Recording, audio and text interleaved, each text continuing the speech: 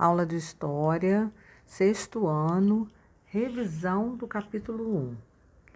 Vamos relembrar alguns tópicos mais importantes que se destacaram durante as nossas aulas. O capítulo 1 ele tem como tema cronologia e origem e se refere ao tempo e história.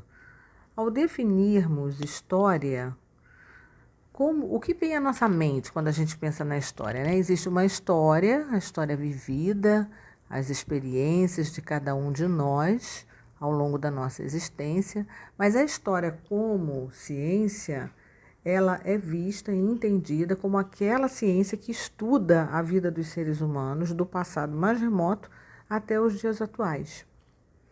É justamente através dessas pesquisas que nós conseguimos saber sobre eventos, os fatos que ocorreram, o modo de vida da humanidade no passado, o que vai nos auxiliar a compreender o presente e assim evitarmos de cometer erros, né, que já foram cometidos anteriormente.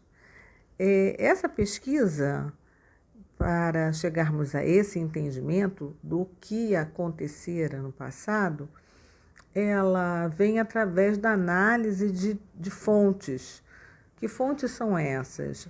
As fontes materiais, que são os documentos antigos, podem ser livros, cartas, recibos, revistas. Também pode-se utilizar os objetos como esculturas, ferramentas, quadros, cerâmica, tudo que servir de embasamento para entendermos as características e as particularidades da vida dos nossos ancestrais. Bom, todos nós possuímos uma história, né? Como eu falei inicialmente. E atualmente é bem mais prático de se documentar, porque temos vídeos, temos fotos, a internet a nosso alcance com mais facilidade, ela possibilita que praticamente tudo da vida das pessoas seja documentado.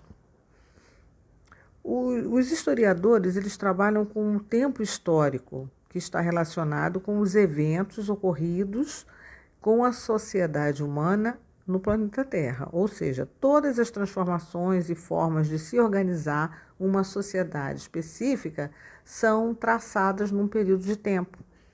Então, por facilidade para se catalogar a história, que ela é intensa, ela é contínua e infinita, então se fragmenta o tempo, e o tempo já é uma outra questão que nós vamos estudar mais à frente, que é uma criação do homem, né? Fragmenta-se o tempo e se estuda aquele recorte de tempo. Então, se estuda tudo que aconteceu num ano, tudo que aconteceu numa década, tudo que aconteceu em um país, em uma cidade. Então, nós vamos recortando a história e transformando ela em pedaços menores. Acho que assim fica melhor para vocês entenderem, né? A facilidade que esse recorte nos traz para entendermos mais detalhadamente sobre os fatos que ocorreram e se tornam históricos justamente porque tiveram relevância de alguma forma, ou na política, ou na economia, ou nas ciências, na medicina, enfim. Voltando aqui a gente pensar, como eu comentei, do tempo, nós temos a questão dos calendários. O que é o calendário? O calendário é um sistema de contagem e organização do tempo. Ou seja, o homem, ele sempre teve essa necessidade de fazer a contagem do tempo e inicialmente ele utilizava os ciclos lunares. Diversos povos criaram calendários ao longo da história.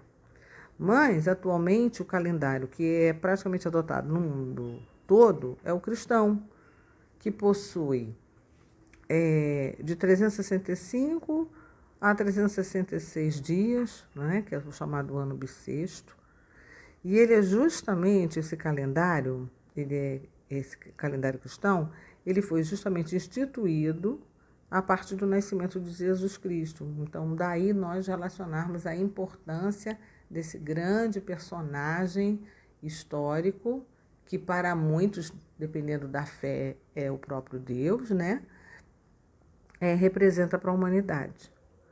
Todos os fatos ocorridos antes de Cristo se anota o AC, o antes de Cristo.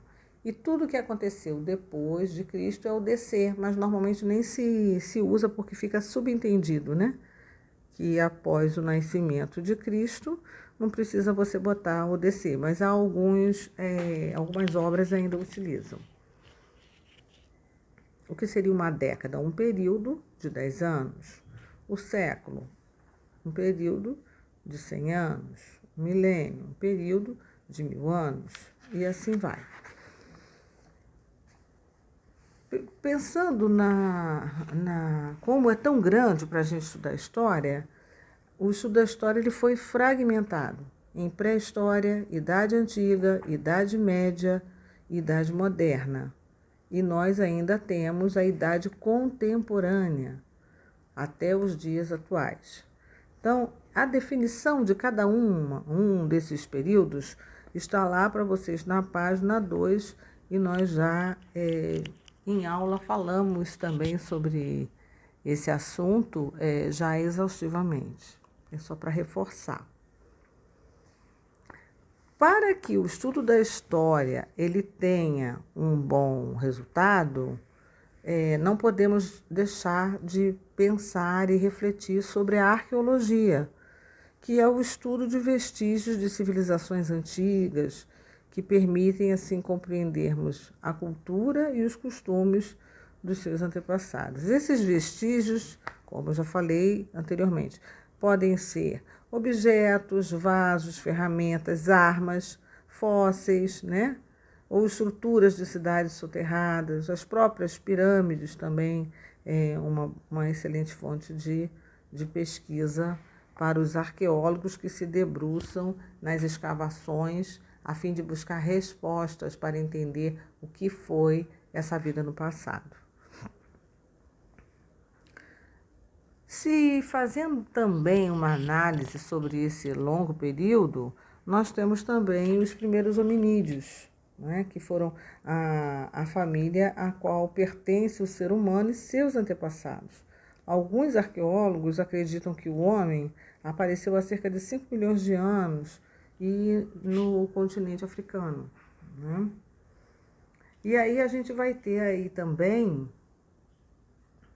a Idade da Pedra Lascada, ou conhecida como o período paleolítico, que começa com o aparecimento dos primeiros homens, vai até em torno de 10.000 a.C. Nesse período o homem caçava, coletava frutas, grãos, raízes, ou seja, vivia como nômade, ou seja, o nomadismo se caracteriza justamente por isso, essa movimentação, esse deslocamento do homem que não havia ainda se fixado na Terra.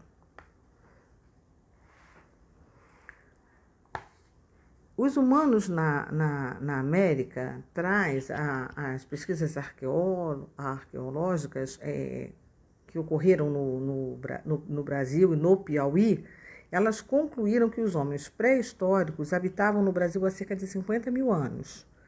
E lá por volta de 1975, lá em Lagoa Santa, Minas Gerais, né, foi descoberto aquele famoso crânio que aponta que uma mulher, porque o crânio de uma mulher, as pesquisas conclusivas apontaram para isso, que essa mulher deve de ter vivido cerca de 15 mil anos, com características muito semelhantes aos aborígenes nativos da Austrália. Os estudos modernos também nos levam a acreditar que grupos humanos que vieram da Ásia chegaram na América há cerca de 50 mil anos. Essa teoria dos pesquisadores indica que esses humanos eles atravessaram o espaço entre a Ásia e a América do Norte através de uma passagem de gelo, temperaturas muito baixas, as águas foram congeladas, né? E essa passagem que ligava um continente ao outro através do Estreito de Bering. Essa é uma das hipóteses, né? Uma outra hipótese também é de que eles vieram da Polinésia, navegando até que chegaram na América. Pensando-se no estudo dos hominídeos, nós vamos encontrar os australopitecos, o Homo habilis, o Homo erectus, o homem de Neandertal e o Homo sapiens, né? Quando a gente pensa no Homo sapiens, né, é o homem que sabe que sabe. As pesquisas apontam que ele surgiu há cerca de 100 mil anos e de que é a espécie do ser humano moderno atual, ou seja, que ele evoluiu a fala, evoluiu a escrita, aprimorou as ferramentas, as mais variadas, e desenvolveu a agricultura e a criação de animais e também artes através das pinturas, através das esculturas, enfim. Eu gostaria que vocês retornassem à leitura desse capítulo, porque está detalhado na apostila de vocês, na página 4, as características do Homo erectus, do Homo de Neandertal e também a do Homo sapiens, que eu comentei aqui com vocês, ok? Eu desejo um ótimo estudo para vocês. Não deixem de fazer uma releitura. Um ótimo estudo.